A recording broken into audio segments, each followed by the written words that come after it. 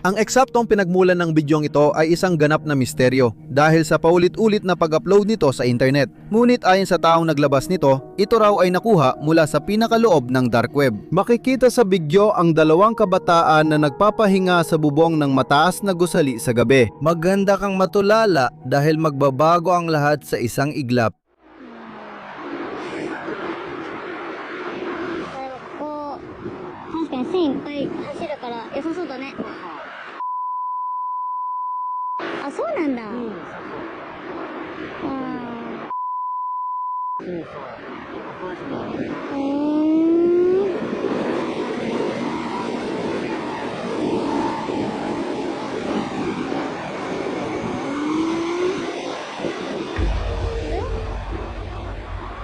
ねえねえねえねえ、なんか誰か来たみたいだよ。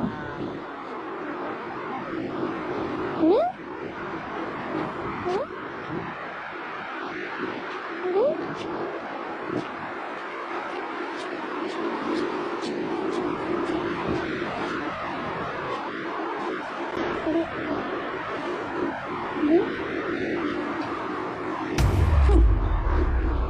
？Habang nagvi-video sila ng tanawin, may kakaibang babaeng ganap na hindi gumagalaw na nagmamasid mula sa access na pintuan.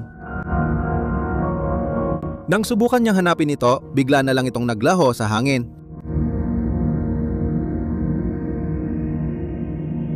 Pero ang pinakamasama ay nang sumilip sila sa maliit na bintana ng pinto, biglang lumitaw ang maputla at parang multong muka. Ang nakakabahala pa rito, nasa pinakamataas silang palapag, kaya halos imposible na may nakatayo sa labas. Ito kaya ay kaluluwang na trap ng isang taong nahulog mula roon o isa lang itong hindi may paliwanag na refleksyon.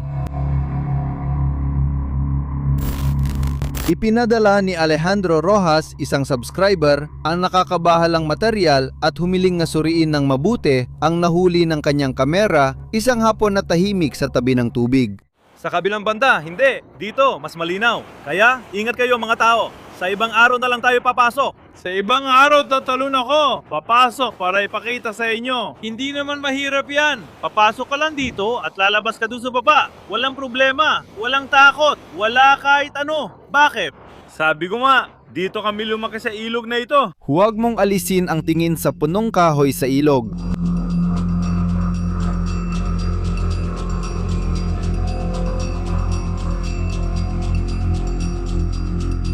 Kapag zoom mo ang bahagi na yon, makikita mong malinaw ang isang matangkad, itim na hugis tao na hindi gumagalaw sa ibabaw ng tubig. Ang nakakatakot ay ang posisyon nito dahil parang lumulutang siya o nakatayo sa ibabaw ng tubig nang hindi lumulubog o tumutugon sa paligid. Maaaring ito ay makapal na ugat o ilusyon ng perspektiba dahil sa anino. Ngunit ang sobrang estatiko ng figura ay nakakakilabot pa rin. Ano sa tingin mo ang nakita ni Alejandro sa liblib na ilog na yon? Si Caleb, kilalang mananaliksik mula Ehipto, ay sumisikat sa kanyang live na pag-e-explore ng mga nakalimutang lugar. Hindi siya kadalasang nakakaranas ng paranormal habang live. Pero noong Abril 2016, nagbago ito nang bisitahin niya ang isang malaking abandonadong pabrika sa gabi. Tutok lang sa screen simula ngayon. أعوذ بكلمات الله التامات. شوفوا يا جماعة. أعوذ بالله. بسم الله.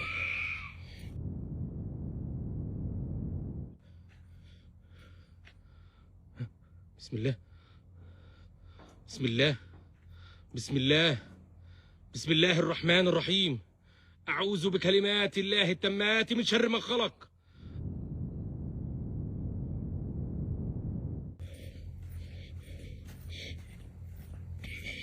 بسم الله. بسم الله الرحمن الرحيم. بسم الله الرحمن الرحيم. أعوذ بكلمات الله التامات من شر ما خلق وبراء ونفث وعقل.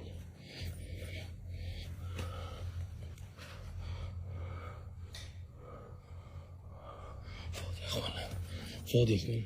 Habang naglalakad sila sa dilim, lumalakas ang nakakakilabot na sigaw mula sa malayo. Biglang gumalaw mag-isa ang malaking plastik na tangke ng tubig. Parang may nakatagong tao na nagtutulak nito. Kahit na may mga tila bakas ng paa sa sahig, nang naglakas loob si Khaled na silipin ang loob ng tangke, nakita niyang ito ay ganap na walang laman. Walang duda, matindi ang mga larawang ito, pero ikaw pa rin ang may huling desisyon. Poltergeist ba talaga ito o magaling lang na edit?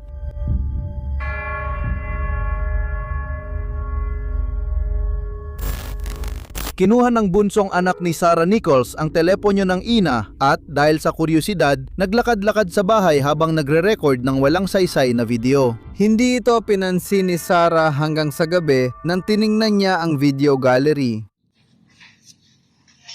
Ito ang video na na-record niya.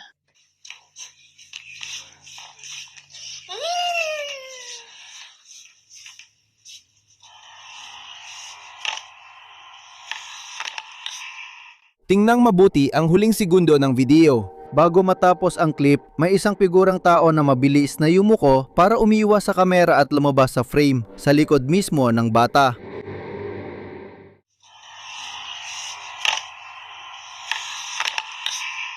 Iginiit ni Sarah na walang kahit sinong matanda sa bahay at dagdag pa niya, sa mga nakaraang araw ay kusa raw lumilipad ang mga laruan ng kanyang anak. Isang pagkakamali lang ba ng lente dahil sa paggalaw? O baka naman may kung anong nagmamanman sa bata?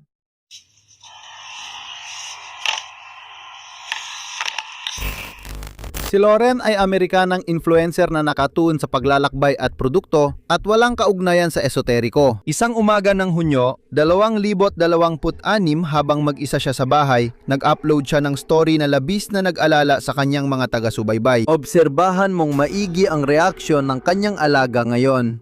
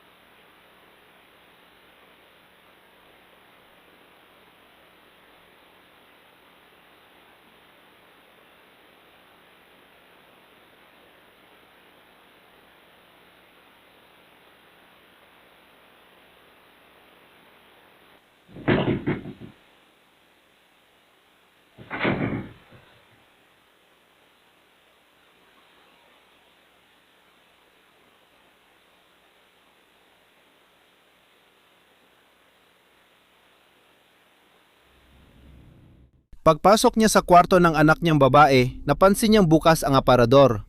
Natigilan ng aso, tumakbo palayo matapos tumitig sa banyo. Nang suriin ni Lauren, napansin niyang bukas lahat ng pinto ng kabinet sa banyo. Biglang may malakas na kalabog mula sa labas ng kuha. Biglang sumara ng malakas ang mga pinto ng aparador at narinig ang mabibigat na yabag sa bubong ng kanyang kwarto. Sa internet, binalaan siya na posibleng may nakatira sa kanilang mga pader. Ano sa tingin mo? Totoong may sumalakay o may kakaibang nilalang? Nadesisyon ng isang nag-aalalang ina na i-record ang nangyayari sa silid laruan ng anak niya matapos makarinig ng paulit-ulit na kakaibang ingay. Ito ang silid ng sanggol. Matagal nang tumigil ang sanggol sa paglalaro. At hindi lang iyon. Ang asong babae ay nandito.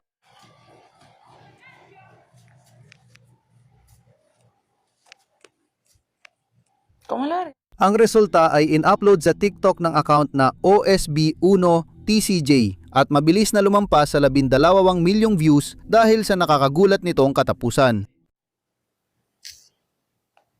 Ayaw ba? Sige, ganun na nga. Huwag mong alisin sa paningin ang pink na pusit sa mesa. Pumasok ang babae habang nagre-record tapos lumabas siya saglit sa pasilyo. Pagbalik niya, nakita niyang kalat ang laruan sa sahig ng isang walang lamang kwarto. Nag-ibang boses niya nang mapansin ang malamig at di magandang paligid. At hindi lang yon. Ang aso. Sinisigurado niyang hindi nilulubayan ng presensyang yon ang kanyang sanggol habang nakatutok ang kamera sa manika sa likod ng kwarto.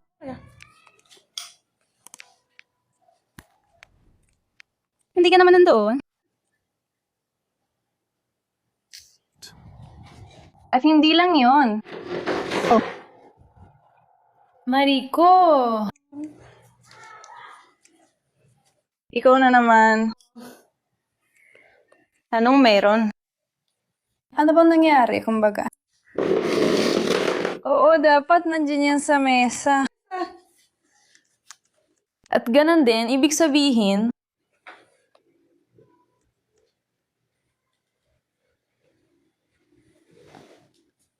ang tawa. Simpleng pagbagsak lang ba dahil sa pagyanig o totoong paranormal na pangyayari? Sabihin mo, papayagan mo bang matulog ang anak mo sa ganitong kwarto?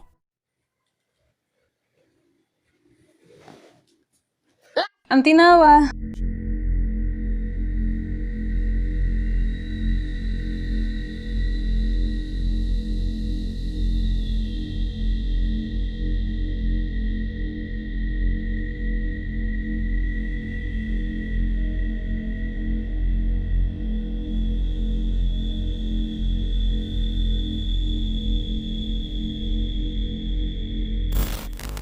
Nabanggit na natin dati si Amoroso, isang TikToker mula Latin America na nagsasabing isinumpa ang bahay nila dahil sa mga ingay at anino sa bintana. Gayunpaman, noong ika-15 ng Hunyo, 2026, nag-record siya ng isang clip na nagdala ng matinding takot sa kanilang pamilya sa isang antas na hindi na kayang tiisin. Kumapit ka kung saan ka pwedeng kumapit dahil ang mangyayari ay magpapabagabag sa'yo. Banal na Ama, Panginoon. Diyos na makapangyarihan, tingnan ninyo mga Ginoo. Tingnan ninyo. Matindi ang siluetang ito, mga kaibigan. Kalma lang, kampiyon, kalma lang.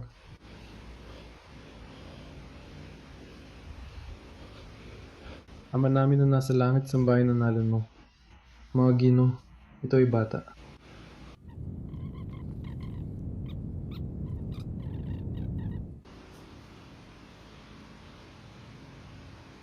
Kitang mukha niya, mga kaibigan. Kitang mukha niya.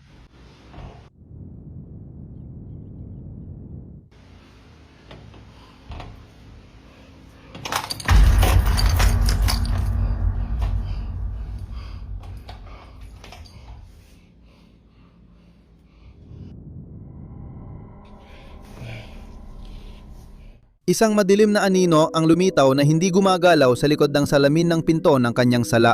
Nang lumapit siya para buksan, mabilis na tumakbo ang anino papuntang kanan. Pagbukas niya, bakanteng sala ang nadatnan niya. Pero may napansin ang mga nanonood na nakakakilabot. Payat at maputlang muka ang nakita sa refleksyon ng bintana. Dahil refleksyon lang, ibig bang sabihin ang entidad ay nakatayo sa likod ni Amoroso buong oras? Ito kaya ay aksidenteng optical illusion o totoong entidad na nag-aabang sa kanya? Ano tingin mo?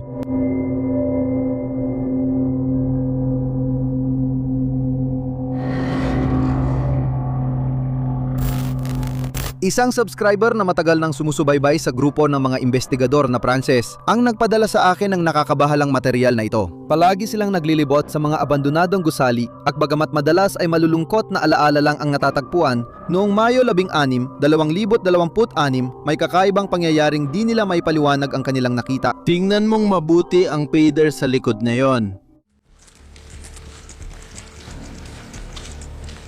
Sino siya?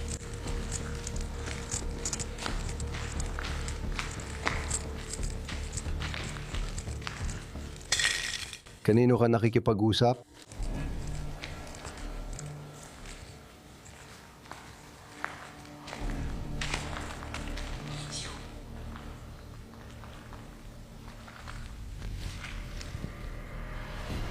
Bakit siya nandito? Sino? Ikaw manhin. Bakit po kayo nandito? Sino? Pao Manjing? Sa gitna ng isang napakalaking silid na balot ng bilim, isang kakaibang anino ang gumagalaw mula sa isang gilid ng pader papunta sa kabila. Ang nakakabahala ay napakababa ng figura, masyadong maliit para sabihing tao ito, at higit pa ron, gumagalaw ito sa isang napakaingat na paraan. Nang linawin ang imahe gamit ang digital na paraan, ang silweta ay mukhang napakakapal na itim na usok, pero lumulutang at kumakalat ito na tila may sariling isip. Anong klaseng pagpapakita sa tingin mo ito?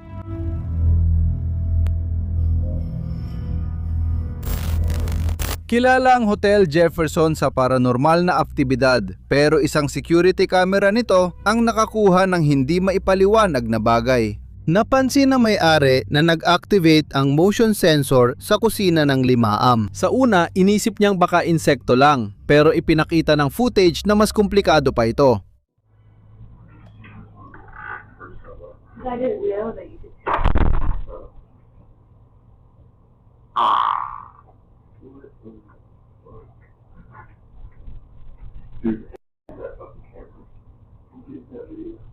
Lahat ay lumipad.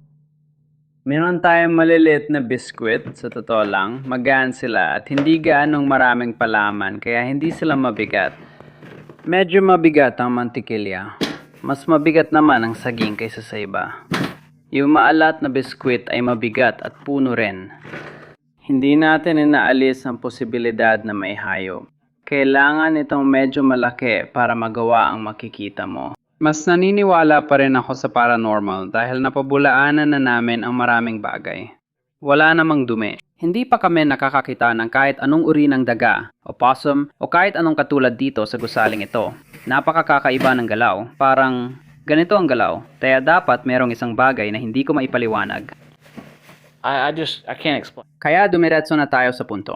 Pumunta sa mga kaganapan para siguraduhin na walang papasok o lalabas sa kusina. May unang galaw dyan mismo. Alam nating walang pumasok sa kusina. 3 oras bago ako dumating doon at ipinakita ko sa kanila ang video. Tatalakayin din natin ang nangyaring kakaiba sa ilaw dahil sobrang nakakabaliw para sa akin. Hindi pa ako nakakita ng ganoon dati. Kaya tingnan natin kung anong iba pang galaw ang makukuha natin. Yun ang pinakamataas na kahon ng biskwit. May naririnig kang gumagalaw. May malaking paggalaw. Sa tingin ko, ang pinakamataas na kahon ay malapit ng lumipad dito sa loob ng ilang sandali.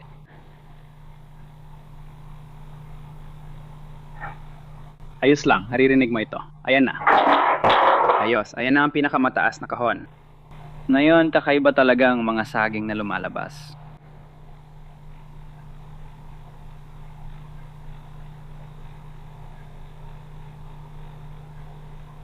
Dapat nandito na siya sa isang saglit. Yan mismo. Ayos, parang gumalaw lang ang mantikilya. Ngayon, tingnan mo ang mga saging. Hindi ko maipaliwanag yan. Parang hinila sila at ihagis na ngayon. At ito na ang huling bahagi.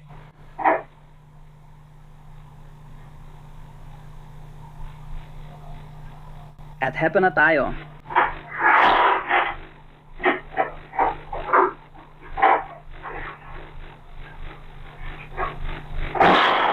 Tumingin kang mabuti sa mga bagay sa mesa. Biglang lumipad sa ere ang mga kahon ng biskwit at bar ng mantikilya na parang may di nakikitang puwersa. Ang pinakakakaiba ay ang mga saging na mabigat ay naihagis ng sobrang lakas. Kinumpirma ng security system na walang pumasok o lumabas. Sa lugar na ito mula alas 2 hanggang alas 5 ng umaga, hindi na rin hayop ang dahilan. Poltergeist ba ito o digital na panlilin lang? Sa parehong gabi, habang may lumilipad na bagay sa kusina ng Hotel Jefferson, isa pang kamera malapit sa reception ang nagtala ng kakaibang pangyayari na nagpalito sa mga investigador.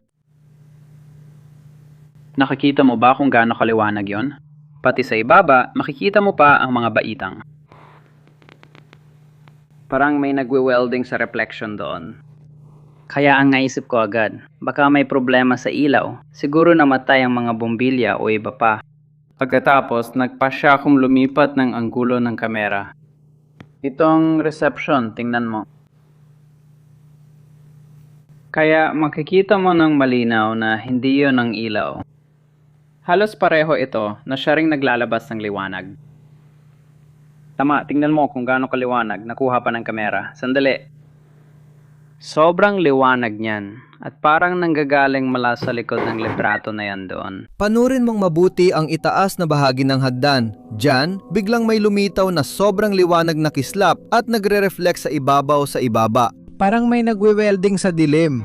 Pero nung nagpalit sila ng anggulo ng kamera, napansin nilang hindi galing sa sirang bumbilya ang ilaw. Yung anomala ay naglalabas ng enerhiya bago tuluyang mawala. Hanggang ngayon, di pa rin alam ng hotel kung saan ito nanggaling. Problema lang ba sa kamera o may totoong spiritual na enerhiya? At sa parehong hotel, nandoon si Eddie. Isang luma at sikat na manika na higit 10 taon ng pinaniniwala ang isinumpa. Ayon sa mga investigador, nakita raw nila itong gumagalaw. Sinasabi pa nga nila na ang dibdib nito ay parang humihinga. At para sa kaligtasan, ikinulong ito ng mga may-ari sa isang salamin na vitrina na nakakandado.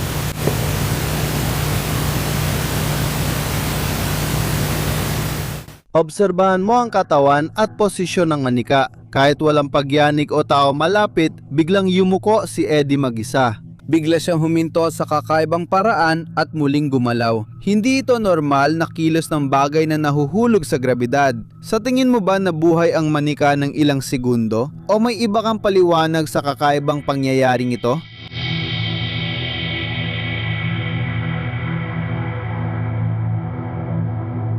Mas lalo pang dumilim ang kwento ni Eddie kung babalikan natin ang ilang taon. Habang ang isang grupo ng paranormal na investigador ay nagre-record ng video na nakatutok lang sa kanya, may isang nakakabahalang detalye na nangyari sa likod ng kwarto na hindi napansin ng kahit sino nung oras na yon.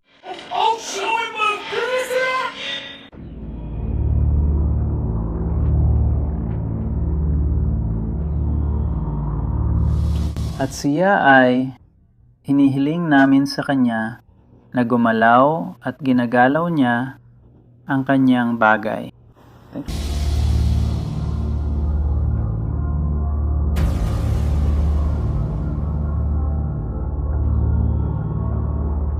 Ituon ang tingin sa salamin sa likod ng manika. Sa refleksyon, makikita mong umiikot ang ulo ng isa pang manikang nakaimbak papunta sa kamera. Nagseselos siya sa atensyong natatanggap ni Eddie. Natuklasan ng mga investigador ang kilabot na galaw na ito matapos mailabas ang orihinal na material. Isa lang ba itong simpleng refleksyon na na-distort ng mga ilaw sa paligid? O totoong may ebidensya tayo ng mga bagay na sinapian? Nasa iyo ang huling desisyon.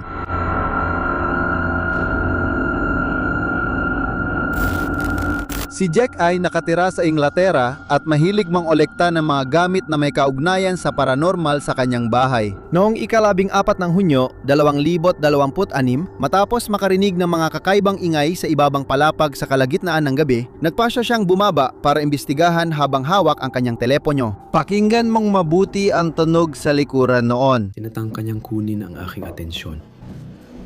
Ano yon? Anong gusto mo? May nangyayari ba? Uy, tara na. Anong nangyayari?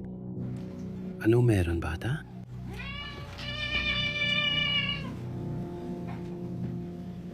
Ay, ang lamig dito. Hey, what is it, buddy? Oh, ano ba yan? Diyos ko. Magandang ideya. Ano mang demonyo yun? Hello, may tao ba rito? Hello? Magpakita ka, ano? Ikaw ba ang gumagawa nito? Diyos ko. Parang may hangin. Diyos ko, ano yun? Ano yun? Masyado ring malamig ang kwarto.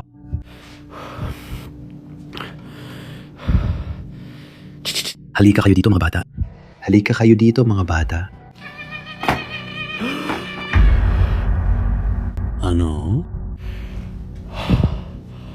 Tingnan mo, umiindayog yun. Hindi pa ako lumalapit. Walang ibang tao dito. Ipakikita ko sa'yo hanggat kaya ko. Ano? Wala namang sisi ang lahat ng ito. Paano nangyayari ito?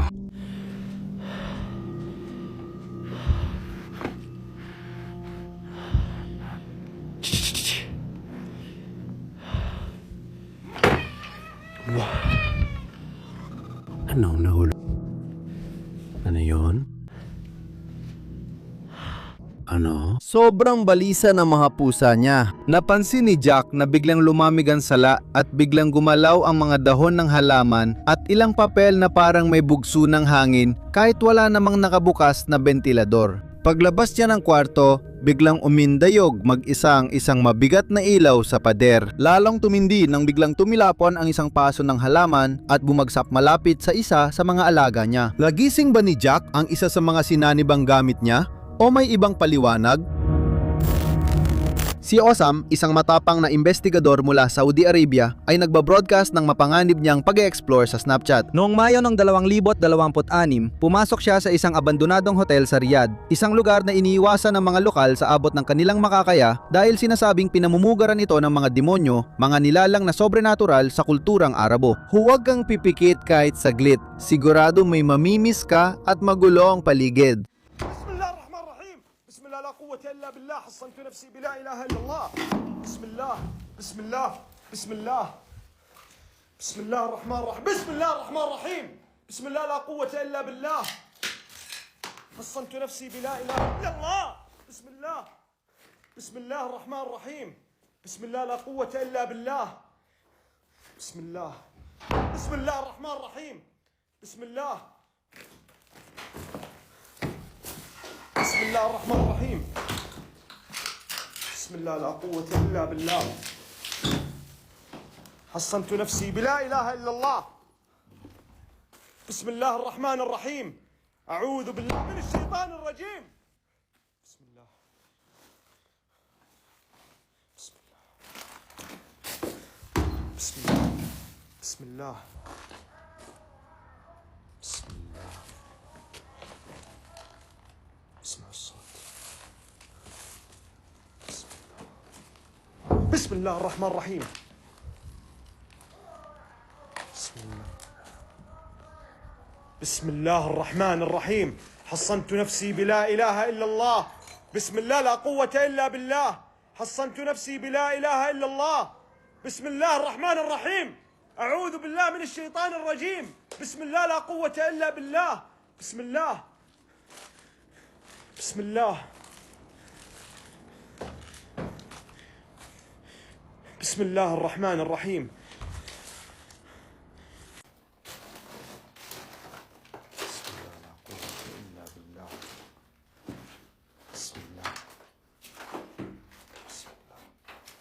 بسم الله الرحمن الرحيم بسم الله لا قوة إلا بالله بسم الله بسم الله أحس شيء ماشي وراي بسم الله الرحمن الرحيم حصنت نفسي بلا إله إلا الله بسم الله الرحمن الرحيم بسم الله لا قوة إلا بالله حصنت نفسي بلا إله إلا الله بسم الله بسم الله الرحمن الرحيم أعوذ بالله من الشيطان الرجيم بسم الله. Pumunta si Osam sa basement ng hotel. Tuloy lang sa panonood. والله الوضع يا جماعة ما يطمن أبد. بسم الله الرحمن الرحيم.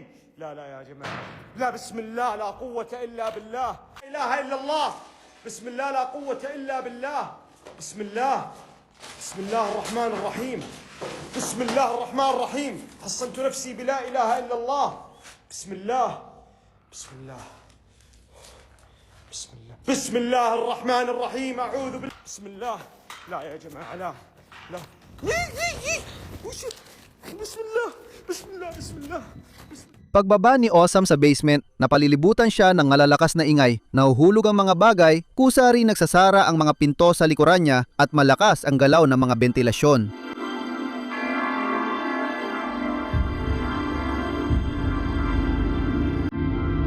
Nang lumiwanag ang pasilyo, dalawang madilim na figura na may kumikislap na mata ang tumitig sa kanya.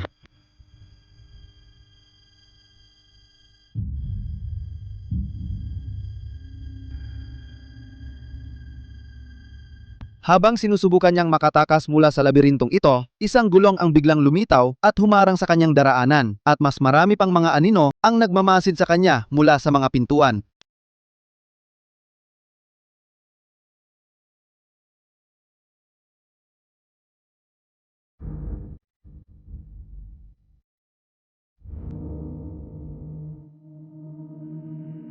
Salamat sa panonood, matatapang lang ang umaabot dito. I-like, mag-subscribe at i-activate ang kampanita para sa mas maraming katatakutan. Sana'y maganda ang bangungot mo.